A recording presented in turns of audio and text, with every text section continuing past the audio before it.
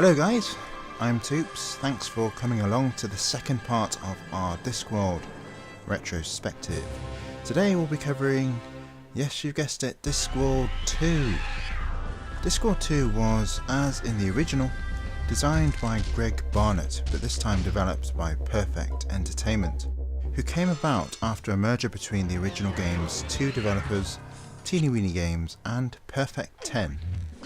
Though the sequel was known as Discworld 2 Morality Bites in North America, it's better known as Discworld 2 Missing Presumed here in the UK, released for the PC in 1996 and later for the PlayStation and Saturn consoles.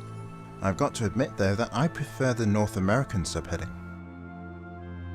After one of the longest, and I mean longest, introduction sequences ever, you once again start as the useless wannabe wizard Rincewind, accompanied by his trusty companion the Luggage, a being that resembles a walking chest and has the honour of carrying Rincewind's junk. I will, by the way, be posting the game's theme song introduction in a separate video upload for your enjoyment.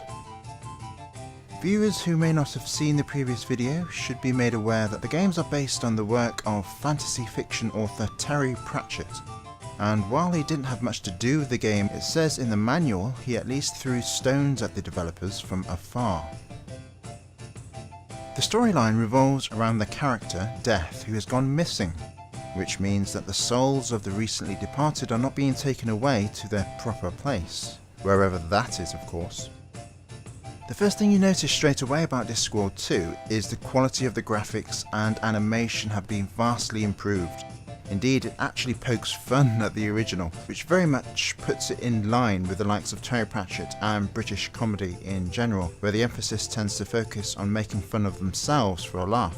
Even during the introduction, the player realises that the game doesn't take itself too seriously, and sets the tone for how players should approach it. So I'm turning the red flask then? What? Did I say green? Well, I meant red. Look, we can do it your way if you... Look, I'm sure, okay? You ready? Aren't you going to miss all this stuff when they stop making these games? Aren't you just going to miss it all? I'm turning the flask. There, you see? Uh-oh. Grab the cats, gangway! Take cover!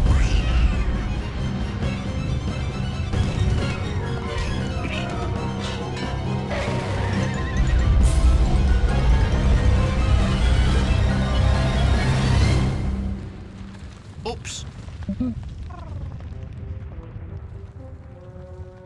Well, the animation budget's increased at least. Well, of course that's a good thing. It means they haven't spent as much on plot, doesn't it? They've probably halved the number of insane object puzzles for a start. Sorry, I mean clever lateral thinking exercises, of course. Trust me, I've been through this sort of thing before. It's very clever how they demonstrated their intentions from the offset, kind of like breaking the ice as it were. This particular example also acted as a kind of apology to those that found the first game's puzzles far too weird and wacky for their liking. The game once again starts off in the Unseen University, with the Arch-Chancellor giving Rincewind the task of collecting ingredients for a summoning ritual. As you might imagine, the game at this early stage is very unashamedly fetch and carry, but at least allows the player to chat with inhabitants and explore the surrounding areas. The gameplay remains the same as it did in the first game, where Rincewind can carry a limited number of items, and the puzzles too simply require a modicum of lateral thinking to get through. It's not a particularly hard game, which contrasts with the original, which was deemed far too difficult because of its obscure puzzles.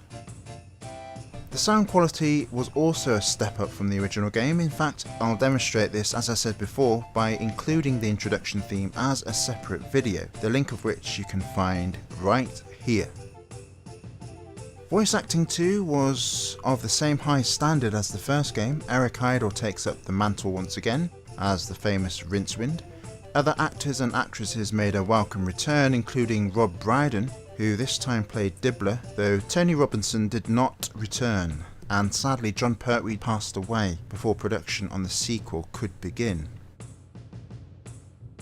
The second game then is a much more enjoyable and focused game. In general, it took into account the various issues within the previous game and built on the comedy aspect as it was originally intended to be. The story, however, doesn't have a happy ending. Perfect Entertainment had a falling out with their publisher Psygnosis, and this was basically the beginning of the end for the company. What was once a brilliant relationship between three companies in terms of the games they produced turned into a stinking cesspit. Sony and their PlayStation was to blame, of course, because they owned Psygnosis and weren't prepared to fund the development of games on rival platforms, remembering of course that Discworld 1 and 2 were also released on the mighty Sega Saturn. And that's it folks. I hope you enjoyed that short and sweet retrospective of Discworld 2. Remember, you can watch the musical introduction, which I've posted separately. Information can also be found in the description bar, and stay tuned for more coverage from Team CGS. Until next time, goodbye.